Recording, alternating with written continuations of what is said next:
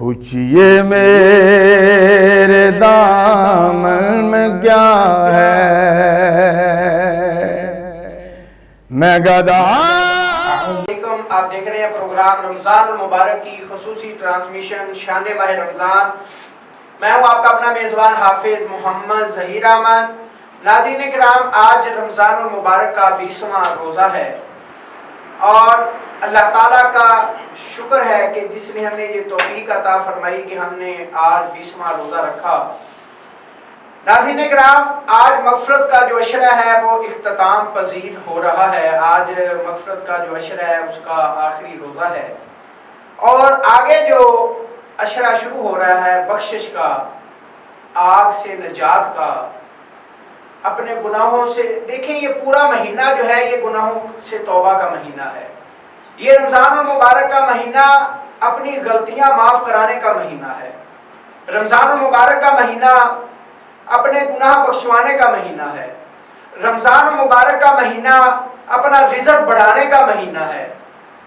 رمضان المبارک کا مہینہ اپنے والدین، اپنے آبا و اجداد کی بخشش کروانے کا مہینہ ہے۔ رمضان المبارک کا مہینہ ایسی عبادات کا مہینہ ہے کہ جس سے ہمارے پوری زندگی کے گناہ معاف ہو سکتے ہیں۔ ناظرین کرام، جو عشرہ آگے شروع ہو رہا ہے، جو طاق راتیں شروع ہو رہی ہیں، اس عشرے میں اعتکاف کا حکم ہے۔ اعتکاف کا حکم کیوں ہے؟ اعتکاف کیا ہے؟ اعتکاف کرنا کیسے چاہیے؟ یہ انشاءاللہ اس پر آج ہم نے گفتگو کرنی ہے، کیونکہ یہ آخری عشرے میں اللہ تعالیٰ نے لیلۃ القدر بھی ہمیں عطا کی ہے۔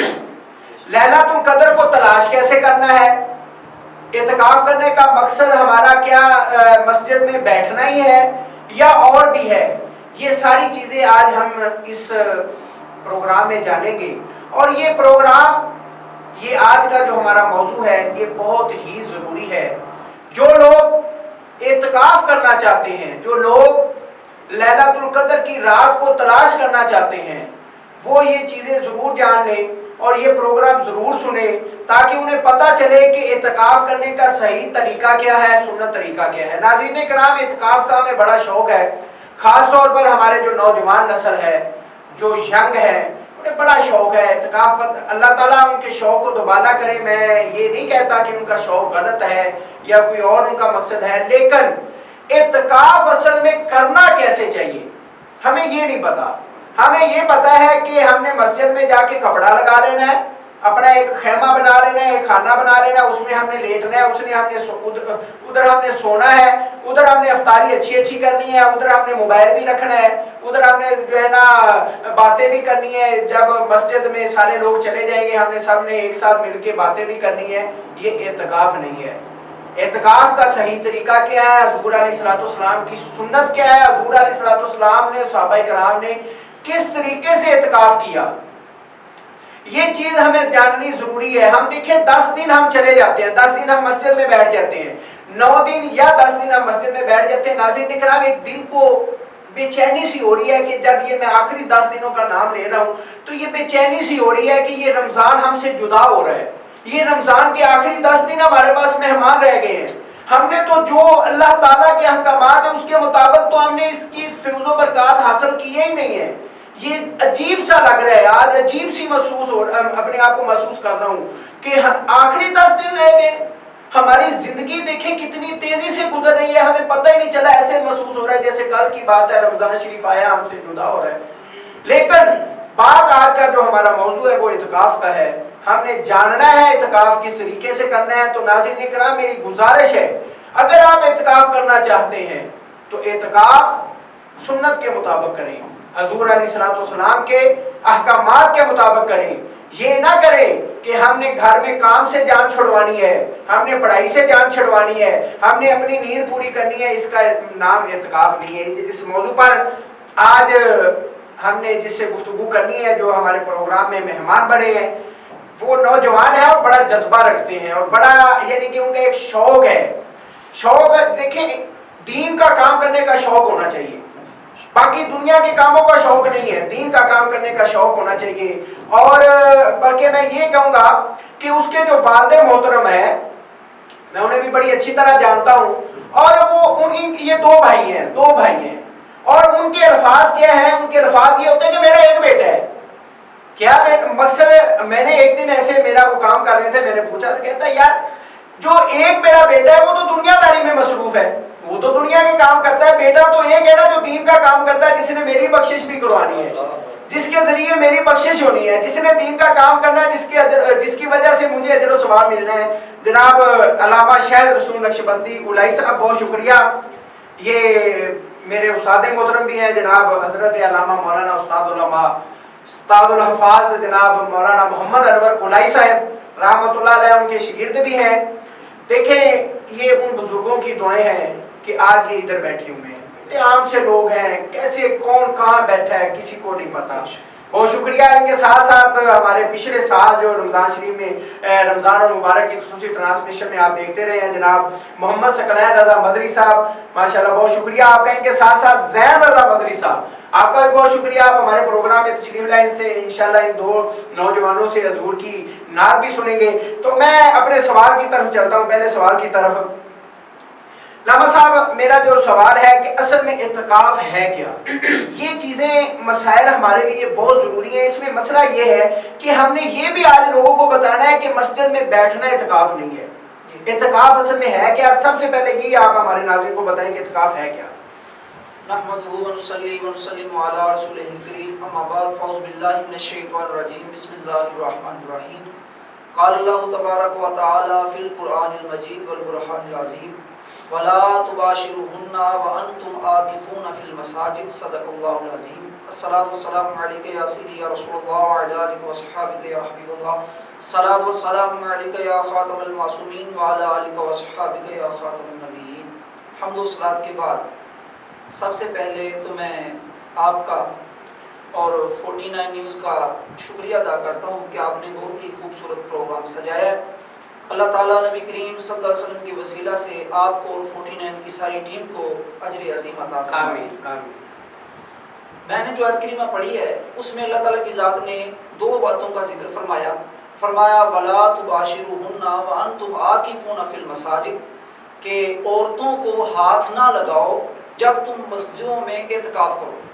اس آیت کریمہ میں دو باتوں کا ذکر ہے. ایک یہ کہ حالت اعتکاف میں آپ نے عورتوں سے علیحدگی اختیار کرنی ہے، اور دوسرا یہ کہ مسجد میں آپ نے اعتکاف کرنا ہے. جہاں تک آپ کے سوال کا تذکرہ، آپ کے سوال کی بات ہے کہ آپ نے پوچھا کہ اعتکاف کیا ہے. جی بالکل. اعتکاف کہتے ہیں، اعتکاف کا لغوی معنی ہوتا ہے رکنا، اور اصطلاحی معنی یہ ہوتا ہے کہ مخصوص دنوں میں مسجد کے ایک مخصوص جگہ پر اللہ تعالیٰ کی رضا کے لیے، اللہ تعالیٰ کی عبادت کے لیے اپنے آپ کو ٹھہرانا.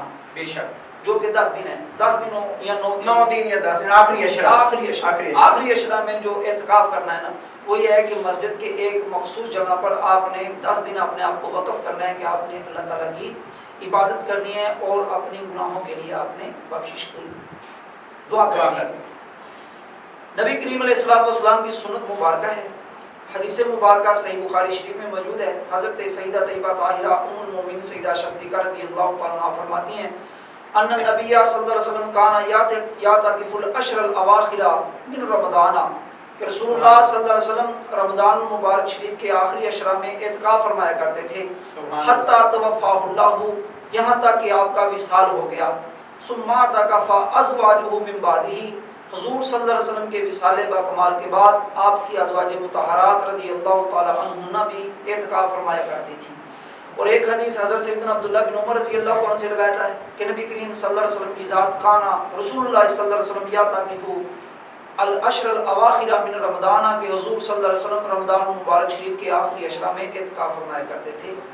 تو ان دو احادیث مبارکہ سے یہ بات ثابت ہو گئی کہ اعتکاف کرنا یہ سنت مصطفیٰ بھی ہے اور سنت ازواج مطہرات رضی اللہ تعالی عنہ کی بھی ہے. جی بالکل. ناظرین جو ہے اعتکاف، جس طرح علامہ صاحب نے فرمایا کہ آخری 10 دن ٹھہرنا، رکنا، یہ نہیں ہے کہ ہم نے مسجد میں ہی رکنا ہے، آخری 10 دنوں میں ہم نے گناہوں سے بھی رکنا ہے، آخری 10 دنوں میں ہم نے جھوٹ سے بھی رکنا ہے، ہم نے جو ہے وہ جو ہے غیبت سے بھی رکنا ہے۔ اکثر یہ ہوتا ہے کہ ہم مسجد میں بیٹھ کے اعتکاف تو بیٹھے ہوئے ہیں، لیکن ہم آپس میں مل کے جتنے بھی ایک مسجد میں بیٹھے ہوئے ہیں ہم غیبت کر رہے ہیں، اور یار وہ فلاں بات کیسی ہے، فلاں کیسے ہے۔ اس طرح کا اعتکاف نہیں ہے۔ یہ بھی انشاءاللہ میں علامہ صاحب سے جو ہے قرآن و حدیث ہے، میں تو دنیا کی بات کرتا ہوں، جو مثالیں ہیں میرے پاس، لیکن قرآن و حدیث سے انشاءاللہ علامہ صاحب سے یہ اس موضوع پر بھی گفتگو کریں گے۔ علامہ صاحب اعتکاف کی فضیلت کیا ہے؟ اعتکاف رکنا تو ہو گیا تو، لیکن اگر ایک بندہ رک جاتا ہے 10 دن وہ ٹھہرتا ہے، وہ اپنے آپ کو وقف کر دیتا ہے اللہ کی راہ میں، تو اس کو ملے گا کیا؟ اجر و ثواب کیا ہے؟ فضیلت کیا ہے؟ بہت خوبصورت آپ نے سوال پوچھا ہے۔ نبی کریم علیہ الصلوۃ والسلام کی ذات نے ارشاد فرمایا، حدیث مبارکہ میں موجود ہے کہ رسول اللہ صلی اللہ علیہ وسلم کی ذات نے فرمایا من اعتکف یوما ابتغاء وجہ اللہ، کہ جو شخص ایک دن اللہ کی رضا کے لیے اعتکاف کرے، جعل اللہ بینہ و بین النار ثلاث خنادق، اللہ تعالیٰ اس بندے اور جہنم کے درمیان 3 خندقوں کے برابر آڑ کرے گا۔ اللہ، اور حدیث مبارکہ میں موجود ہے کہ آقا کریم صلی اللہ علیہ وسلم کی ذات نے فرمایا کل خندق ابعد مما بین الخائفین، کہ ہر جو خندق ہے وہ اتنی چوڑی ہے جیسے زمین سے لے کر آسمان ہے۔ اللہ، اور زمین سے لے کر آسمان تک کا جو فاصلہ ہے یہ 500 سال کا ہے، اگر اس کو ڈبل کیا جائے تو یہ 1000 سال بنتا ہے، اور اگر اس کو 3 گنا شمار کیا جائے تو 1500 سال لگتا ہے، یعنی 1500 سال۔ اور پھر حدیث مبارکہ میں اب آدو کا لفظ ذکر کیا، اور اب آدو جو ہے یہ اس میں تفضیل کا صیغہ ہے، اور اس میں تفضیل میں جو زیادتی ہوتی ہے وہ دوسرے کے مقابلے میں ہوتی ہے، جیسا کہ اللہ اکبر، اللہ سب سے بڑا ہے، اللہ سب سے تو اکبر من کل شیء، کہ ہر چیز سے بڑا ہے، تو اکبر جو اللہ تعالیٰ سب سے بڑا ہے، یہ فضیلت کا صیغہ ہے۔ اور یہاں اب آدو فرمایا، اور اب آدو اس میں تفضیل کا صیغہ ہے کہ زمین سے لے کر آسمان تک ہی نہیں بلکہ اس سے بھی زیادہ فاصلے کے مقدار کی برابر ایک خندق ہے، اور 3 خندقوں کی مثل، اور اس بندے کو جہنم سے دور کر دیا جائے گا جو اللہ تعالیٰ کی رضا کے لیے ایک دن اعتکاف بیٹھے۔ آپ اس حدیث مبارکہ سے اندازہ لگائیں کہ جب ایک دن اعتکاف بیٹھنے کی یہ فضیلت ہے تو 10 دن اعتکاف کرنے کی کیا فضیلت ہے۔ اور پھر حدیث مبارکہ حضرت سیدنا امام زین العابدین رضی اللہ تعالیٰ عنہ، سیدنا امام حسین رضی اللہ تعالیٰ عنہ سے روایت کرتے ہیں کہ آقا کریم صلی اللہ علیہ وسلم کی ذات نے فرمایا من اعتکف 10 فی رمضان، کہ جس نے 10 دن اعتکاف کیا رمضان مبارک کے مہینہ میں، کانا کحجتین و عمرتین، اس کا یہ جو عمل ہے اس کو 2 حجوں اور 2 عمروں کے برابر شمار کیا جائے گا۔ سبحان اللہ، کیا بات ہے۔ پھر آپ یہ دیکھیں کہ ایک وہ شخص ہے جو لاکھوں روپے خرچ کر کے عمرہ کرے یا حج کرے، تو اس میں بھی یہ ہے کہ اللہ تعالیٰ چاہے تو قبول کرے تو چاہے نہ قبول کرے، وہ مالک ہے۔ لیکن جب ہمارے محبوب صلی اللہ علیہ وسلم کی ذات نے فرما دیا کہ اس کا یہ عمل 2 حجوں اور 2 عمروں کے برابر شمار ہوگا، تو یقیناً اس کا عمل جو ہے نا وہ قبول ہوگا، قبول کیا جائے گا۔ یہ فضیلت ہے۔ جی بالکل ناظرین کرام، یہ بات حقیقت ہے کہ اعتکاف کی اتنی بڑی فضیلت ہے۔ اگر اتنی بڑی فضیلت، دیکھیں ایک کام سے ہمیں نفع مل رہا ہو لاکھوں روپے، تو ہم اسے بڑی احتیاط سے کریں گے، بڑی احتیاط سے اس میں کوئی کمی پیشی نہ رہ جائے، اس میں ہماری ڈیلنگ میں کوئی معاملات نہ رہ جائے۔ تو ناظرین کرام، اگر اتنا بڑا ثواب، اجر و ثواب، دیکھیں یہ کتنا لوٹنے والا مہینہ ہے، تو ہم پھر بات بخت ہے، ہم پھر نہیں اپنے جو ہے نا رمضان المبارک سے فائدے اٹھا سکتے۔ اتنا ثواب ان 10 دنوں میں، اتنا ثواب ایک دن کا اعتکاف کرنے میں ہے، اور 10 دنوں کے ثواب کا کیا اندازہ لگا سکتے ہیں۔ تو ناظرین کرام، اگر ہم صحیح طریقے سے حضور علیہ الصلوۃ والسلام کی سنت کے مطابق اعتکاف کر لیں تو ہماری بخشش کا سامان تو 10 دنوں میں بن گیا، ہماری بخشش کا سامان تو 10 دنوں میں بن گیا۔ تو ہم اگر مہینے میں دیکھیں، یہ حضور علیہ الصلوۃ والسلام نے ہر دور میں، ہر وقت رب ہب لی امتی، اپنی امت کے لیے دعائیں کی ہیں، تو اللہ تعالیٰ نے تو یہ بخشش کا ذریعہ بنا کے رمضان المبارک عطا کر دیا، اللہ تعالیٰ نے تو بخشش کا ذریعہ بنا کے لیلۃ القدر عطا کر دی، اللہ تعالیٰ نے بخشش کا ذریعہ بنا کے اعتکاف ہمیں عطا کر دیا کہ اعتکاف کرو میں آپ کو بخش دوں گا، آپ روزے رکھو میں بخش دوں گا۔ آپ نے، اللہ تعالیٰ نے یہ مہینہ گناہ گاروں کے لیے بنایا، گناہ گاروں کے لیے بنا کے، اور فرشتوں کو حکم دے دیا کہ اس کا ثواب آپ نے نہیں دینا۔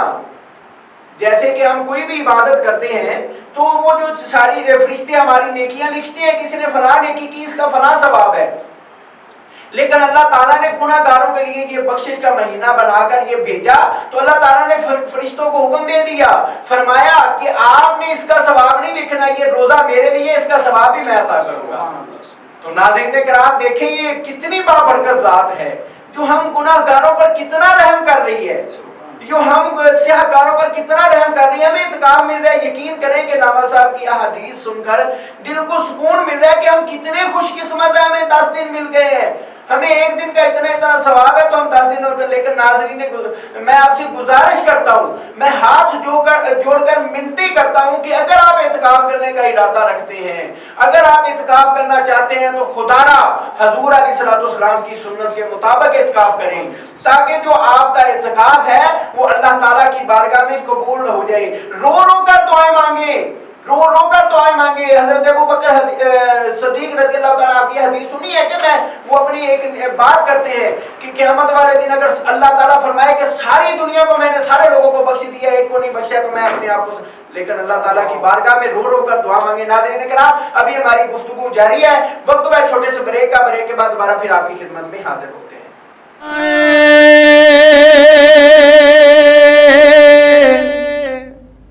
دیار نبی ہوں، پوچھئے میں